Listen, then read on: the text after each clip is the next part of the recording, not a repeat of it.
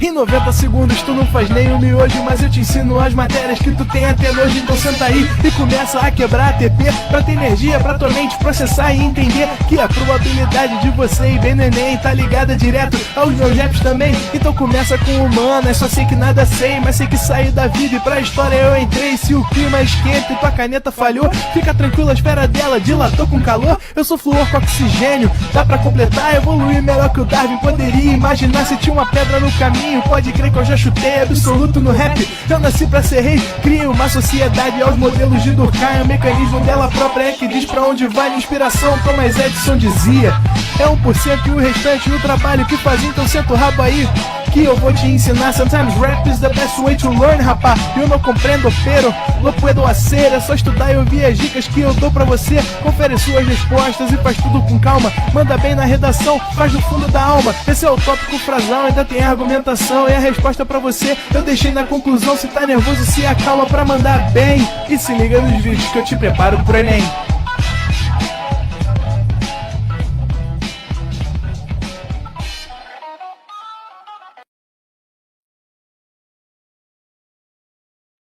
Salve, galera do Enem, pedindo bênçãos, entidades do tempo, para falar com vocês hoje sobre o nosso querido, nosso magnânimo, figura tão bem e mal falada, o senhor Getúlio Vargas.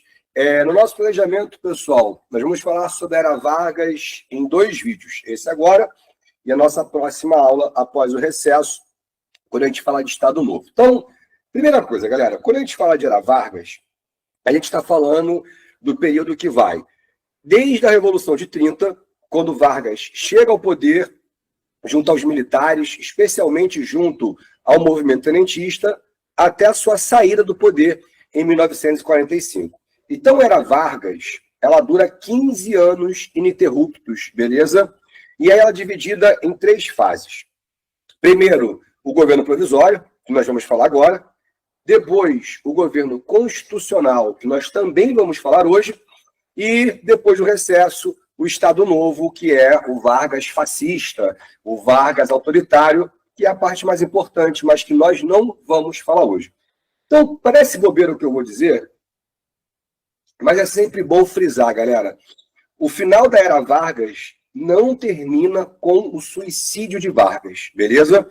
Vargas vai sair do poder em 45, Vargas volta eleito em 1950, E aí ele comete suicídio em 54.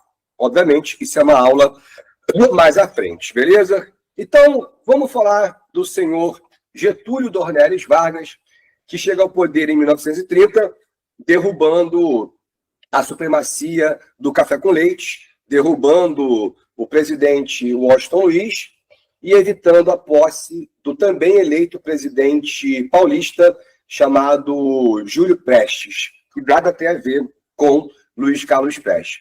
Então, galera, agora, quando Vargas chega ao poder, ele considera-se provisoriamente no poder. Então, qual é a promessa? Olha, eu vou chegar no Brasil, eu vou derrubar a oligarquia, eu vou afastar São Paulo e eu vou tomar as rédeas do governo para a gente fazer aqui as modificações e especialmente as modernizações que o Brasil tanto precisa. E depois disso, eu vou convocar eleições democráticas e tudo volta ao normal. É muito parecido com o que vai acontecer em 64, quando os militares também disseram que estariam provisoriamente no poder e ficaram 21 anos. Vargas também está dizendo que está provisoriamente no poder e vai ficar 15 anos. Então, essa primeira fase, que a gente chama de governo provisório, ela tem um período de praticamente um mandato, né? Ela vai de 30 até 34, e a gente já começa a observar aqui nesse momento tudo que vai ser repetido em todos os outros momentos quando a gente fala de Vargas. Um governo interventor, então você tem uma presença muito forte do Estado que quer promover uma grande industrialização e, obviamente, um país tão atrasado como o nosso, se você fala em industrialização, você tem que começar pela indústria de base.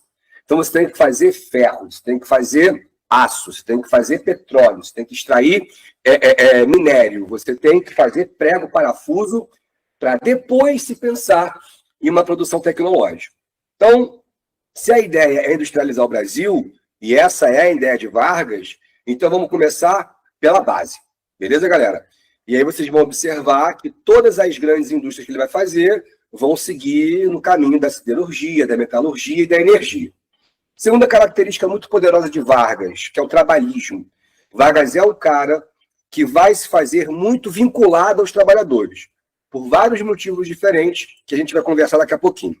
Terceira característica, que na minha opinião é a mais importante e é a mais presente no governo Vargas, que é o nacionalismo. Poucos presidentes do Brasil, na verdade, na minha opinião, nenhum presidente do Brasil foi tão nacionalista quanto o Vargas. Ah, professor, mas ele foi um ditador, autoritário, perseguiu, matou. Não estou dizendo o contrário, tá? Uma coisa não elimina a outra. Mas se tem alguém preocupado com a capoeira, se tem alguém preocupado com o samba, se tem alguém preocupado com o Código das Águas, se tem alguém preocupado com o açaí do Brasil, esse cara foi Vargas. Então, não é só o nacionalismo econômico, é o nacionalismo cultural, é o nacionalismo de identidade brasileira.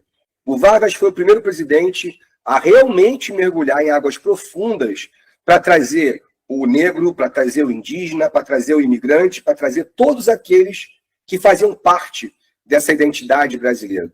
E por isso, em 31, quando a gente tem a publicação da obra Casagrande Senzala, do Gilberto Freire, o Vargas é o primeiro a se debruçar sobre esse livro e gostar muito do que está dizendo, onde basicamente o Brasil é um país de todas as raças. E essa república que Vargas está superando era uma república elitista, europeizada, que olhava para o alto, que não olhava para baixo. Vargas ele elimina essas diferenças ideológicas de uma república que perseguia a capoeira, que perseguia a umbanda, que perseguia a candomblé, que perseguia o samba, que não permitia a inserção da população mais humilde, especialmente negra, nas grandes oportunidades de trabalho. Então, o Vargas, cara, ele é, sobretudo, um grande articulador, nacionalista, interventor, trabalhista e, sem dúvidas, também, na verdade, eu tenho minhas dúvidas, tá, gente? Mas, para vocês, não tenho dúvidas, também um grande populista. Por quê, cara? O presidente do Brasil... O Brasil é um país muito difícil de se governar, né? O Brasil é um país que sempre foi muito polarizado. E não é uma polarização simplesmente social e nem simplesmente racial, mas uma polarização política mesmo, onde você tem lados que não gostam de conversar e que acabam se olhando, né, como pertencentes a lados tão opostos que eles não podem conversar. E o Vargas é um articulador. Eu sempre considero que os bons presidentes do Brasil, e foram muito poucos, né, não são necessariamente os mais bem preparados, os mais bem formados, os mais bem estudados. Os melhores presidentes do Brasil são aqueles que melhor dialogaram, são aqueles que melhor articularam. E, com certeza, o Vargas é um grande articulador, e eu vou te provar isso. Mas, primeiro, vamos entender o seguinte. Esse governo provisório, ele tem esse nome, mas ele é uma ditadura disfarçada. Ah, professor, ele é uma ditadura, porque, primeiro, quem está ao lado e às costas de Vargas é o Exército Nacional, que está puto com a oligarquia, que também quer industrializar, que quer centralizar o poder, que quer o voto secreto, que quer combater a corrupção e que vê em Vargas uma possibilidade de realizar seus desejos. Então, Vargas ele governa de maneira armada. Ah, professor, mas não é o Estado Novo uma ditadura? É o Estado Novo uma ditadura. Aí, no Estado Novo, a gente vai ter prisão perpétua, a gente vai ter pena de morte, a gente vai ter tortura, a gente vai ter DOPS. Essa primeira fase do governo Vargas não é uma ditadura, como é que eu posso dizer, dentro desses modelos clássicos de uma ditadura, mas é um governo amplamente centralizado e que não abre espaço para a democracia. Tá, professor, como assim? Então vamos lá, galera. Primeira coisa, ele fecha o Congresso. Se o Brasil não tem mais Congresso, o povo brasileiro não vota mais por seus representantes em deputados federais e também não vota mais nos seus representantes no Senado Federal. Então não tem mais legislativo. Se não tem mais legislativo, como é que as medidas são feitas? Como é que as leis são criadas? Através da vontade do Vargas. Ele governa por decreto-lei. O que é isso? O que ele diz, vira lei.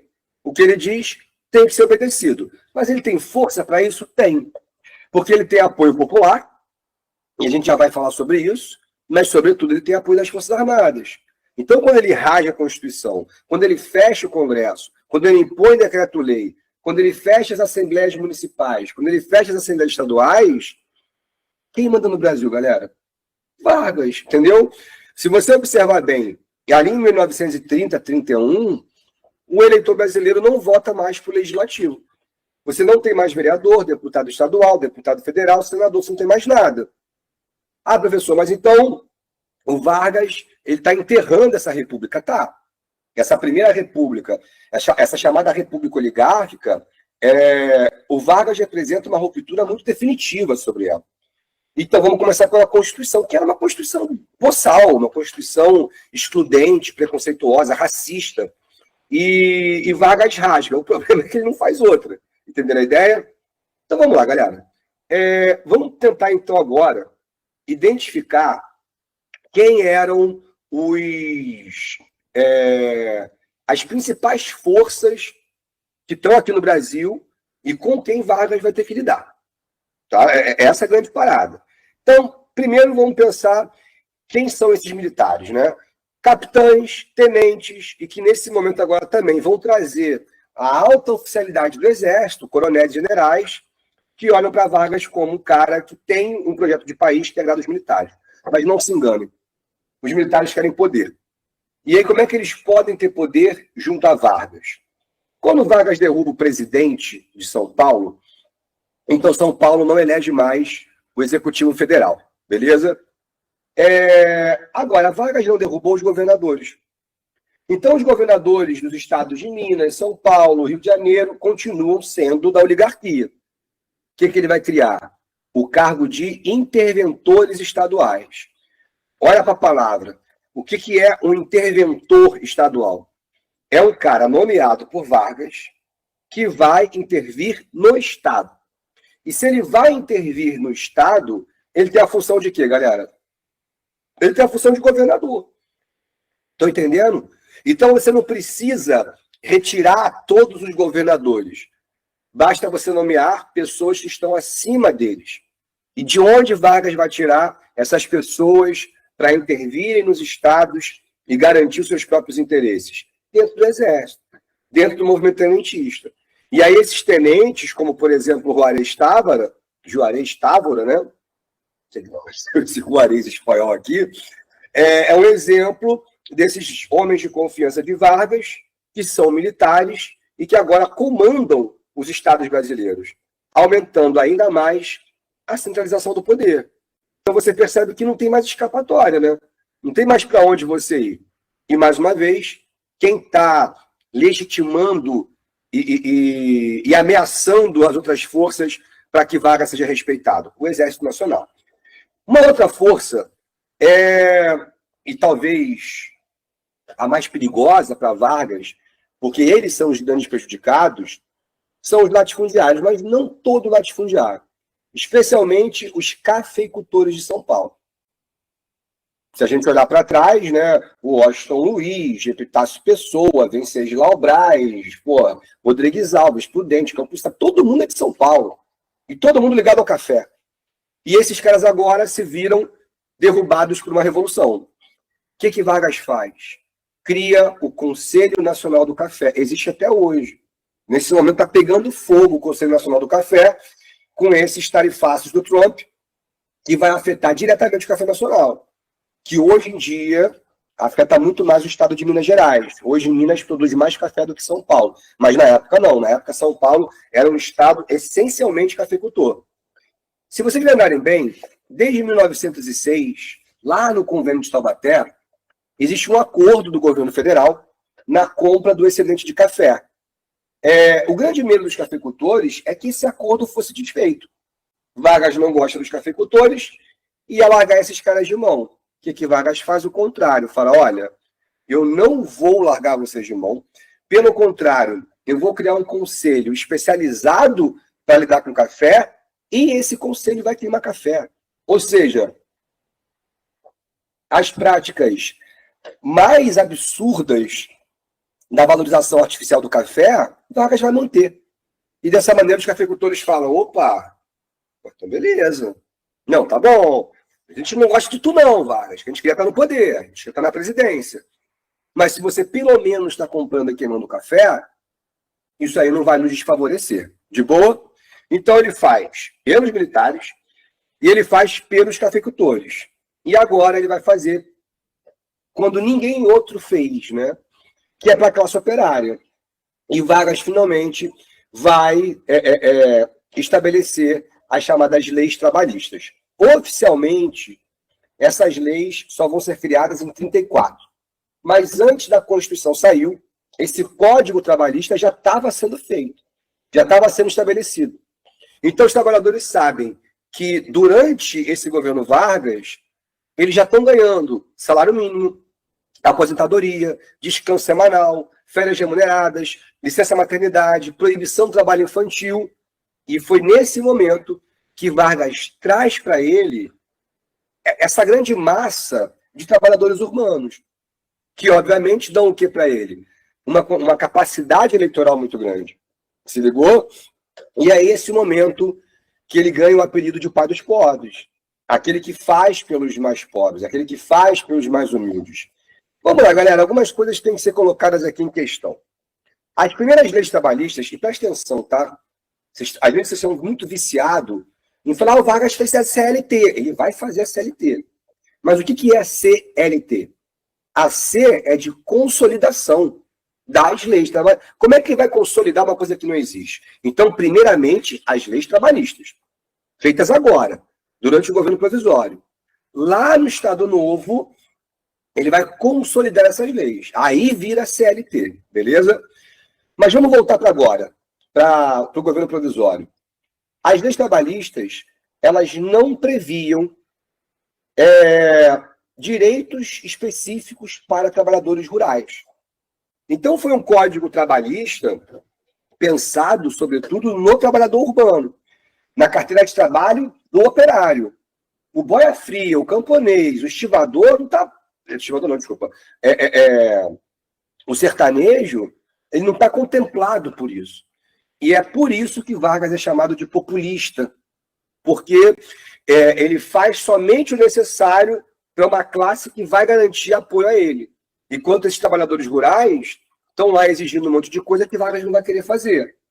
Porque se ele faz pelos trabalhadores rurais, ele prejudica os latifundiários. Porque qual é uma das grandes bandeiras desses camponeses? É a reforma agrária.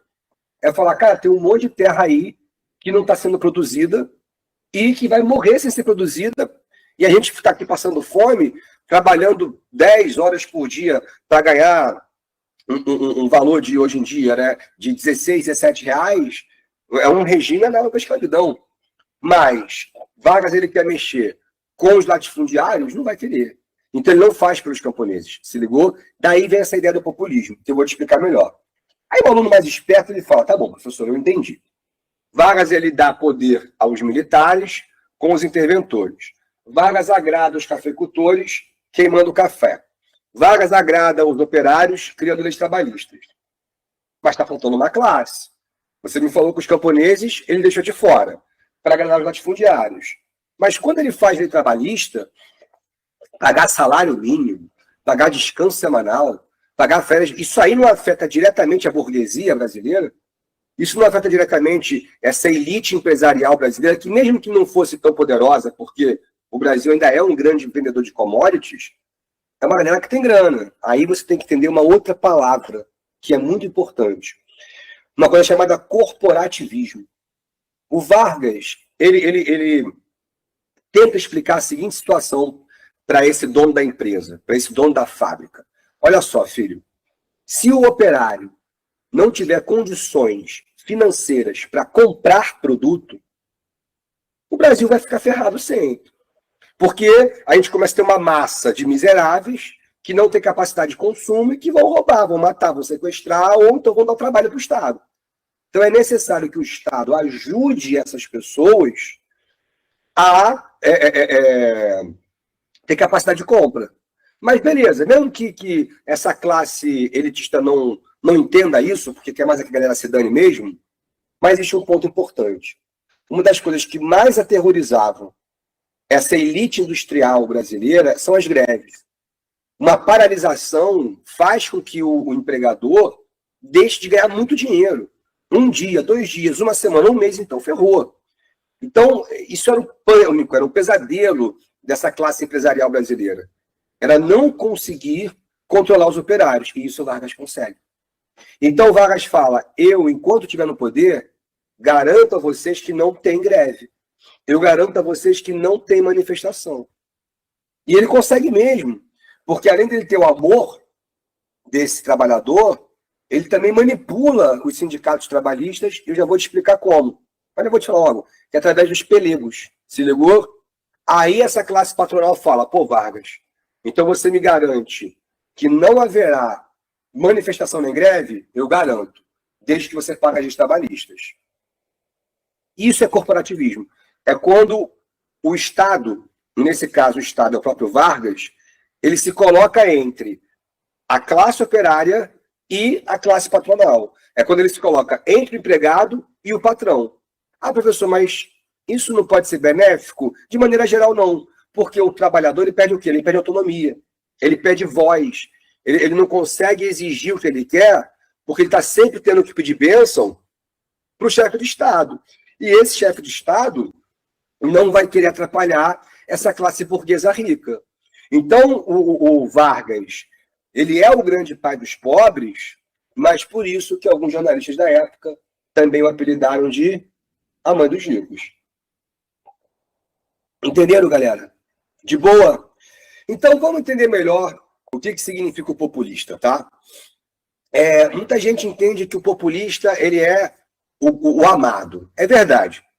Mas você tem que tentar entender o que é a diferença de um governo populista para um governo popular. O governo popular é o cara que muda as estruturas do povo. Não entendi, professor? Vamos lá. Se você tem um governo e os índices desse governo te demonstram o seguinte, olha, o analfabetismo foi reduzido em 15%, a habitação aumentou 20%, a capacidade de compra do mais pobre aumentou 25%, você teve um aumento na construção de 55 escolas, de 8 universidades, e você reduziu a fome, reduziu a pobreza do seu país, isso é popular. É um governo que faz para mudar a vida do povo. O populista não. O populista ele não muda porra nenhuma. Mas ele consegue ter o amor do povo fazendo medidas que só são necessárias para ganhar esse voto. Então, vou dar um exemplo para vocês como a gente está aqui na internet, eu não quero criar muita polêmica, mas aqui no Rio de Janeiro nós tivemos um governador, né, de um sobrenome muito famoso, que vai eleger a esposa, a filha, etc. E durante o governo dele, aqui no Rio de Janeiro, ele criou como é que é o nome? Restaurante Popular. Com apenas R$1, você ia lá e fazia uma refeição digna, com comida, refresco, ainda tinha até sobremesa. Poxa, cara, isso aí você garante a comida para um monte de gente que não tem onde comer. Que com R$1 ia lá e fazia uma boa refeição. Maneiro, legal, beleza. O que muda na vida desse cara? Ah, professor, muda porque ele não vai passar mais fome. Legal, maneiro. Mas ele vai ter que todo dia depender do restaurante, não é isso? Aí esse governo criou o café da manhã popular. Com 50 centavos, em algumas estações de trem, você comia um pão na chapa com uma média. Pô, meu irmão, bombava pra caraca. Todo mundo ia lá comprar e já fazia o... Pô, olha só, o cara tá te dando com R$1,50 o café da manhã e o almoço. Maneiro. E ele criou o cheque cidadão. Estava desempregado, ia lá no governo, registrava e o governo te pagava R$100 todo mês até você ganhar, até você arrumar um novo emprego. Então a popularidade desse cara foi assim, às alturas, a galera ficou enlouquecida com ele. Porque, poxa, é um governo que está literalmente dando comida para a galera. Mas quando você pega o governo dele, é um governo que teve um índice de criminalidade gigantesco, inclusive ali o início dessas organizações criminosas que a gente chama de milícia. Se ligou? Com algumas pessoas muito famosas, como Lessa, como Capitão o Nóbrega, esse tipo de gente. Então já é esquisito, né? Porque esse tem aumento da violência, da criminalidade, do crime organizado, se não é um bom governo. Mas foi redução de criança em colégio público, aumento de pobreza de maneira geral do Estado do Rio de Janeiro. Então não foi um governo bom para o povo. Mas o povo amava o cara.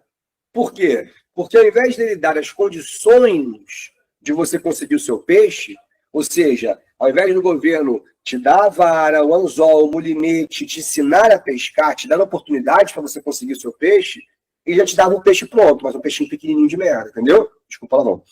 Entendeu a ideia, galera? Então, isso é uma ideia populista. É quando você faz o necessário para conseguir voto. E não quando você faz o necessário para mudar a vida da pessoa.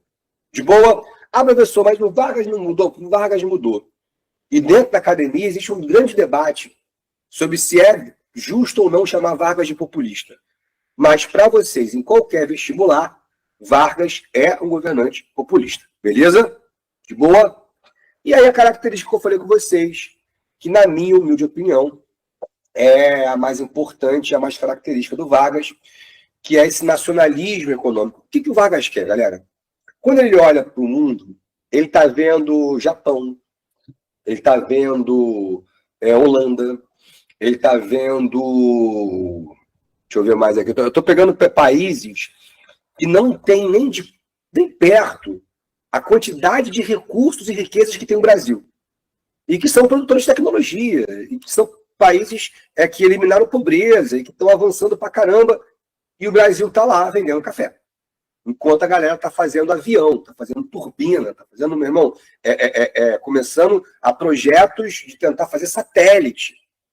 E a gente não sabe fazer um prego no Brasil. A gente não consegue fazer uma chapa de ferro. Então, o que o Vargas quer, primeiramente, vamos proteger nossas riquezas, vamos estabelecer fábricas para colaborar com uma futura indústria de ponta. Beleza, galera? Então, ele cria muita coisa, o Instituto do Pinho. Quem estava preocupado com o pinho, o Vargas estava. Instituto do Açúcar e do Álcool, que vai dar muito dinheiro para a gente até hoje, que é o biocombustível. Não é o momento agora do pró-álcool da ditadura, tá? Mas a produção de álcool a partir da cana. E nós somos grandes produtores de cana. Instituto da Erva Mate, Código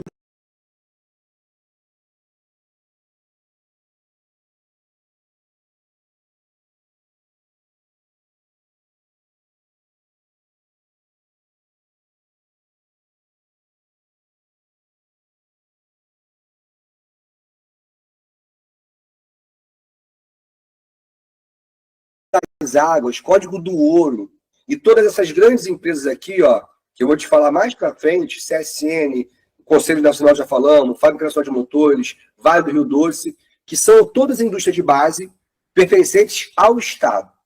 Então, o Estado brasileiro, no modelo varguista, diferente do JK, diferente dos militares de 64, ele não quer intervenção estrangeira.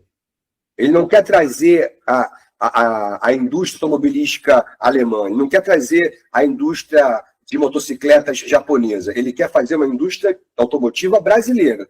E para isso ele tem que começar pela base. De boa, gera emprego, aquece a economia, junto a essa organização trabalhista. O povo brasileiro começa a ter maior capacidade aquisitiva, isso é fundamental para uma economia capitalista em aquecimento girar, e ele começa a criar os ministérios. É bizarro a gente pensar que o Brasil não tinha Ministério da Saúde, o Brasil não tinha Ministério da Educação. Então, quem cria esses ministérios, trabalho, saúde, educação, indústria e comércio, é o Vargas. Aí você começa a ver que, assim, ele é um cara que está organizando esse governo que estava na mão da oligarquia sem muita função. E ele cria a lei de sindicalização. Olha lá, somente no meio urbano. Então você não tem o sindicato rural, pô. Ou seja, a Vargas não está preocupado com o camponês. E isso é uma das atitudes que levam a essas acusações de populismo, que ele faz só para o trabalhador urbano. Mas, ao mesmo tempo que ele cria a lei de sindicalização, a carteira de trabalho, né, isso aí é um exemplo da carteira da década de 30, ele controla o sindicato. Além de sindicalização, quando vocês ganharem o primeiro salário de vocês, com carteira de trabalho, registrada bonitinho, vocês vão perceber que tem um percentual descontado do salário que vai direto para o sindicato. E aí existe o imposto anual, que eu acho que é obrigatório, mas o imposto mensal você pode não pagar. É a tua opção. Mas quando você precisa recorrer ao sindicato, ele está lá para tentar te orientar. Então, assim, eu mesmo já trabalhei em escola, que não pagava meu fundo de garantia, e quando eu pedi demissão, fui ver, meu fundo não foi depositado. Fiquei lá 3 anos, os caras não pagaram nem um mês do meu fundo. Claro, eu não estava lá conferindo meu contra-cheque, não briguei antes. Quem me ajudou? O sindicato. Falar, o advogado falou isso, o sindicato entrou em contato com a escola falou e me pagou. Isso acontece com todo mundo, tá, gente? Até com médico, sindicato de advogado, todo mundo tem sindicato. Então, por isso que eu acho que é uma boa ideia você contribuir. Porém, esses sindicatos, eles são ocupados, organizados pelos trabalhadores do ramo. Então, você tem sindicato 2 professores, sindicato 2 advogados, sindicato 2 médicos. E sempre vão haver pessoas infiltradas ali que têm seus próprios interesses. No caso do Vargas, ele cria o pelego, ele cria o infiltrado, que é o cara que fica lá no sindicato, ouvindo tudo, e se alguém falar mal de Vargas, fala, ô companheiro, como é que você está falando mal de Vargas aí, rapaz? Vargas que deu lei trabalhista pra gente, se domingo a gente vai viajar, graças a Vargas, como é que você fala de Vargas? Isso aí é, né, companheiro? Ah! Então, o pelego, ele desarticula o sindicato. O pelego, ele não permite que o sindicato se rebele, que o sindicato se organize. E esse pelego, ele é um espião de Vargas, que depois vai assumir uma secretaria, um cargo ou receber dinheiro. Logo, o Vargas não é um santo, entendeu a ideia? Ele faz pelo trabalhador, ele se vincula ao trabalhador, mas ele controla o trabalhador. Ele manipula o trabalhismo brasileiro e o peleguismo é uma dessas maneiras. O pelego, mais uma vez, é o infiltrado do Estado a mando de Getúlio Vargas. De boa? E aí, galera? Já se passaram 2 anos e Vargas governa como se nada tivesse acontecendo. Cadê a Constituição, Vargas? Não tem. Cadê o Congresso? Não tem. Cadê a Assembleia Legislativa? Cadê a Assembleia Estadual? Não tem. Então, São Paulo não compreendeu que era o momento de se rebelar contra Vargas. O nome da revolução é autoexplicativa, né? Revolução Constitucionalista. Então, o que São Paulo quer? Uma nova Constituição. Mas não é só isso, galera. São Paulo vivia uma dupla crise. O que é isso? Uma crise econômica e uma crise política. A crise econômica, obviamente, é o café, cara. Os americanos, eles são o país que mais importa café do Brasil hoje, junto com a Holanda, se eu não me engano. Hoje, hein, galera? Hoje que tem Índia, Colômbia, Guatemala, África, produzindo, todo mundo produz café. E os Estados Unidos são os nossos maiores importadores. Então, esse tarifaço do Trump aí vai dar problema. E na época não era diferente, na verdade era diferente. Na época, os Estados Unidos compravam 35% do café deles era brasileiro. Então, em 32, como é que está a economia americana? Falida. Eles estão vivendo a chamada Grande Depressão. Houve a quebra da Bolsa de 29 e o presidente americano Herbert Hoover não faz nada para conseguir recuperar essa economia. Então, obviamente, os americanos cortaram gastos e um dos primeiros gastos que eles cortam é o café. Então, São Paulo não está conseguindo exportar. Ah, professor, mas o conselho não está queimando? Está queimando, galera. Mas São Paulo compreende. Seria muito mais interessante para ele se tivesse um presidente paulista defendendo seus interesses. De boa? Então, São Paulo quer voltar ao poder. Por isso você tem uma crise econômica e você tem uma crise política. E aí nós temos dois outros estopins, digamos assim, né? Primeiro, a Vargas ele nomeia um interventor em São Paulo, que já é, para os paulistas e para qualquer outro estado brasileiro, uma interferência muito grande, mas ele vai nomear um interventor pernambucano, um interventor nordestino. Então, o nordestino, dando ordens no paulista, principalmente na década de 30, era algo inaceitável. Era algo que não podia ser feito. Como é que o cara vem lá de Pernambuco para querer governar São Paulo? A paulistada não vai aceitar. Então, você tem mobilização estudantil e também tem mobilização política, como, por exemplo, a formação da FUP, a Frente Única Paulistana, que junta o PRP, que era um grande partido republicano paulista, e o Partido Democrata. Ou seja, galera, existia uma grande mobilização exigindo Constituição, e essas manifestações eram cada vez maiores. No Rio de Janeiro, não chega nem perto do que era em São Paulo, mas o senador Borges de Medeiros também tenta organizar, também tenta fazer agitações para pressionar o governo a convocar as eleições e a convocar também uma Assembleia Constituinte. É preciso fazer uma nova Constituição. O problema é que os estudantes, numa manifestação contra a polícia, um dos garotos levou uma arma e, no meio da confusão, disparou contra a polícia. E aí, meu amigo, tu já sabe como é que é a polícia de São Paulo, né? Se tem uma polícia igual ou pior do que a polícia carioca, a polícia paulistana. Largaram o tiro na pena dos estudantes. E aí, quem atira melhor? Estudante ou policial? Morreram 4 estudantes. Martins, Miragaia, Drauzio e Camargo.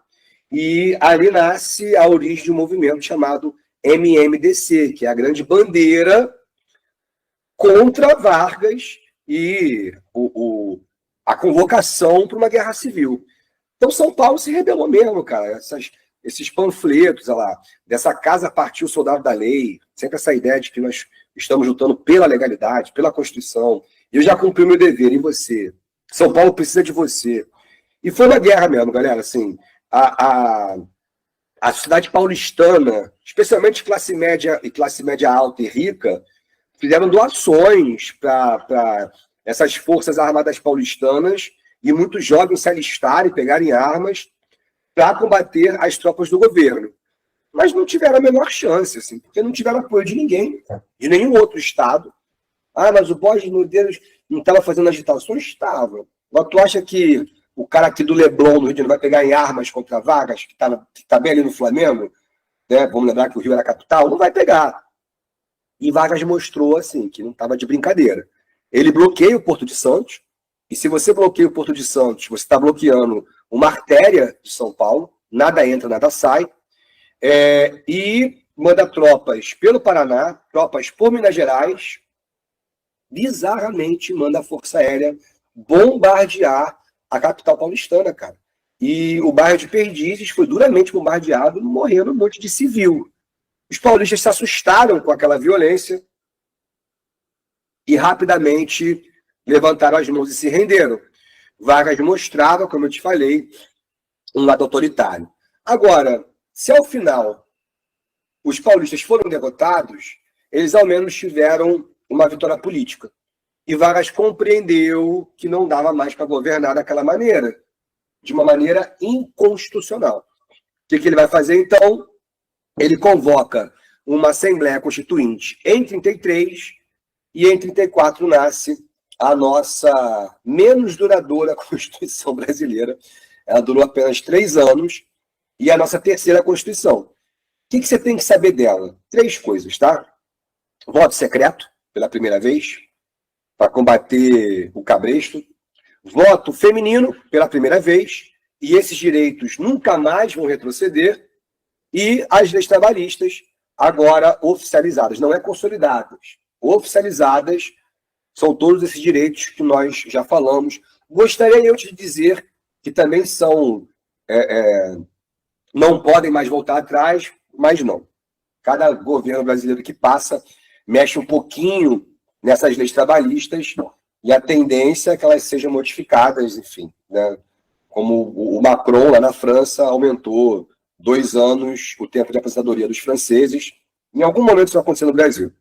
Agora, o interessante é que, por essa Constituição, a eleição para presidente do Brasil deveria ser uma eleição direta, exceto para o primeiro presidente.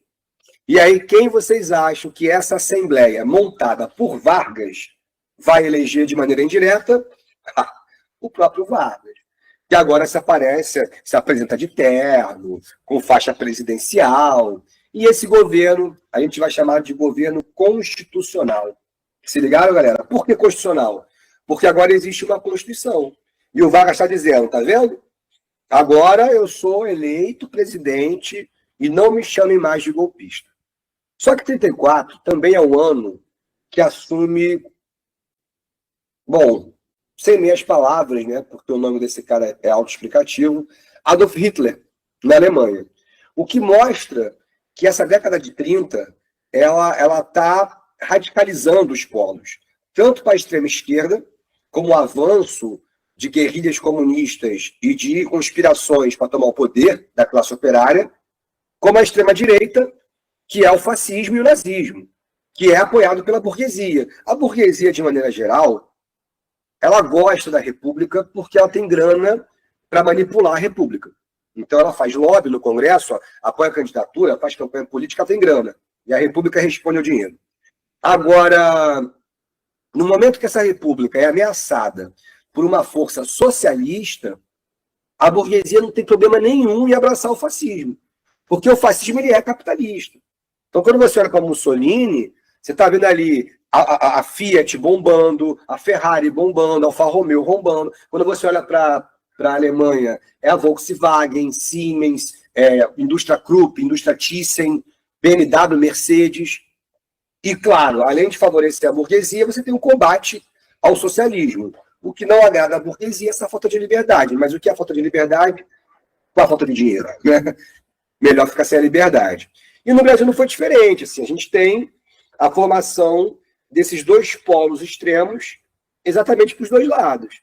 Então a gente vai ter, na extrema-direita, o surgimento dos fascistas brasileiros, chamado AIB, a Ação Integralista Brasileira, cujo sigma, estão vendo aqui, a união de todas as forças, representava as ideias desse líder chamado Plínio Salgado. Se você olhar para a cara dele, gente, o cabelinho lambido, a fardazinha com ombreira, a abraçadeira com o símbolo da sua organização, a gravatinha, tá tudo igual. Só não tá igual o bigodinho, porque esse bigodinho aí não é um bigodinho, não. O bigodinho é diferente, vocês sabem. Mas é um Hitler canarinho, entendeu? É um Hitler tupinambá. E criaram a versão brasileira do nazismo. Ah, pessoal, mas não são fascistas? São, eu vou te falar. Também eram antissemitas, cara. Também odiavam os judeus, também defendiam a expulsão dos judeus. Não estava falando de campo de concentração, mas assim, se esse cara chegar ao poder, quem é que vai saber? E são todas as características. Andavam todos com o mesmo uniforme, os chamados camisas verdes, levantavam sua bandeira, tinham o seu símbolo, tinham o seu canto, tinham sua saudação. Se o nazismo falava Sieg Heil, eles falavam Anauê, porque Anauê era uma tipo oi, tudo bem, em Tupi-Guarani. Então também tem essa ideia de um passado glorioso e romântico, de uma pureza racial, que se no caso é a pureza racial dos arianos, alemães, no caso do Brasil, são os indígenas, também são xenofóbicos, também odeiam o imigrante. Seguem todo aquele modelo, e esse grande líder é o Plínio Salgado. Esse cara aqui, ó, tá vendo? Agora, do outro lado, volta ao Brasil Luiz Carlos Prestes. Se vocês lembrarem bem, eu conversei com vocês sobre ele na grande coluna Prestes, que marchou 24 mil quilômetros pelo Brasil, tentando derrubar o presidente. Luiz Carlos Prestes ele fugiu na Revolução de 30, ele vai para a União Soviética, recebe treinamento dos agentes soviéticos e volta ao Brasil acompanhado de alguns camaradas, e entre eles uma superior alemã chamada Olga Benário, que vai acabar sendo sua companheira. Não casaram, mas tiveram um relacionamento amoroso. E aí, Luiz Carlos Prestes, quando ele volta ao Brasil, a ideia não era fazer a revolução. A ideia era fazer o que estava acontecendo na Espanha. Uma grande união da esquerda para para ganhar as eleições. Então, eles queriam maioria no Congresso e, quem sabe, eleger o presidente. E por isso que o Bloco Operário, a CUT, as ligas camponesas, até estudantes, orientados pelo PCB, criaram a ANL, Aliança Nacional Libertadora. São partidos políticos, tá, galera? E esses partidos políticos, eles querem vencer as eleições, mas ambos defendem a luta armada em algum momento, tanto para a extrema-direita como para a extrema-esquerda. Isso aqui é a ressurreição da AIB, lá em São Paulo. Eles resistem novamente, defendendo ideais muito semelhantes. Isso aqui é o Luiz Carlos Prestes. Quando o Vargas olha para os dois partidos, o Vargas ele tem um pouquinho dos dois. Ele tem o trabalhismo da ANL, comunista, e ele tem o ultranacionalismo xenofóbico e antissemita do integralismo. E ele tem que escolher um lado. Assim. Na década de 30 é muito difícil você ter uma democracia neutra. E o Vargas escolhe o lado do fascismo. Na verdade, não é que ele apoiou o integralismo, né? Até porque existe uma questão ali que é o seguinte. O Vargas ele gosta do fascismo. Ele gosta, a gente sabe disso. Ele flerta abertamente com isso. Mas o fascismo brasileiro tem um líder, que é o Plínio Salgado. O Vargas não gosta de outro líder. Então, quando ele fecha o Partido Comunista, não é para favorecer o integralismo. É para eliminar essa ameaça que ele considerava. E aí os comunistas, diante de uma propaganda anticomunista, diante de uma perseguição de Estado, eles se rebelam na intentona comunista, uma tentativa muito mal organizada de revolução. Teve alguns quartéis em Pernambuco, Recife, Rio de Janeiro, que pegaram armas por alguns soldados comunistas ainda leais a Luiz Carlos Prestes. Foram rapidamente abafados. Luiz Carlos Prestes foi preso, julgado e condenado a uma pena que não existia no Brasil. Foi condenado à prisão perpétua. Mas muito pior do que aconteceu com ele é o que acontece com a sua companheira, Olga Benário. Isso aqui é uma foto dela jovem ainda, Olga presa no Brasil, já adulta, foi essa foto. E Olga, ela é alemã. Então ela ia ser deportada. Só que qual o problema dela? Ela era judia e comunista. E ela vai para a Alemanha nazista. Então, judia e comunista, só faltava ela ser gay e cigana, entendeu? Ela tinha tudo que ela não podia voltar. Ela sabia que se ela voltasse, ela morria. Mas ela estava grávida do Luiz Carlos Prestes. E ela fez uma grande campanha, chegava na rádio, estou esperando o filho de Carlos Prestes, peço asilo ao Brasil, não sei o quê. E depois de muito tempo, já no 6º mês de gravidez, o governo brasileiro decidiu a deportação. Olga morreu no campo de concentração muitos anos depois, em 1942, ou seja, passou por detenção, escravidão, e a filha que nasceu na Alemanha foi entregue à mãe de Luiz Carlos Prestes e trazida ao Brasil. Essa menina, chamada Anita Prestes, virou professora de História da FRJ, hoje aposentada, mas ainda viva. A Anita mora no bairro do Flamengo, pertinho onde o babaca do Vargas deportou a mãe dele. E aí nós chegamos ao ano de 1937, a mãe dela, né? E era ano de eleição. De um lado, os paulistas, obviamente, lançam a candidatura de seu candidato, e Getúlio apoia José Américo de Almeida, mas apoia com uma má vontade danada, assim, porque Vargas vai ter que sair do poder. E para ele sair do poder perder tudo que ele mais ama na vida. Então aparece esse senhor aqui, chamado Olímpio Mourão Filho. Professor, esse cara tem alguma coisa a ver com o ex-vice-presidente do Bolsonaro, o general Mourão? Tem sim, ele é filho, o Oliporão Filho é pai do atual Mourão, né, que é senador. E esse cara, ele forjou um plano comunista, ele forjou uma ameaça comunista, e chega para Vargas dizendo, olha, Vargas, encontrei um plano dos comunistas para tomar o poder. A Vargas, os comunistas querem tomar o poder, então eu devo fazer alguma coisa. E aí o Vargas vai à rádio, na frente de todo mundo, e dá um golpe de Estado em rádio nacional. Com aquela vozinha dele, trabalhador. Tá bom, vou trabalhar agora, vou terminar agora. Rapidinho. Trabalhadores do Brasil, chegou em minhas mãos um terrível plano dos comunistas. Eles querem vossas casas, eles querem vossos filhos. Não temam, brasileiros. Decreto estado de sítio para averiguar as informações dadas. Ou seja, estado de sítio significa fechar o Congresso e determinar uma nova ditadura que a gente vai chamar de Estado Novo. Mas sobre essa ditadura eu te conto na nossa próxima aula de Estado do Brasil. Valeu, galera! Fui! Assista nossas aulas a hora que você quiser. Vem com o Pro, o cursinho online que mais aprova no Enem. Assine em proenem.com.br.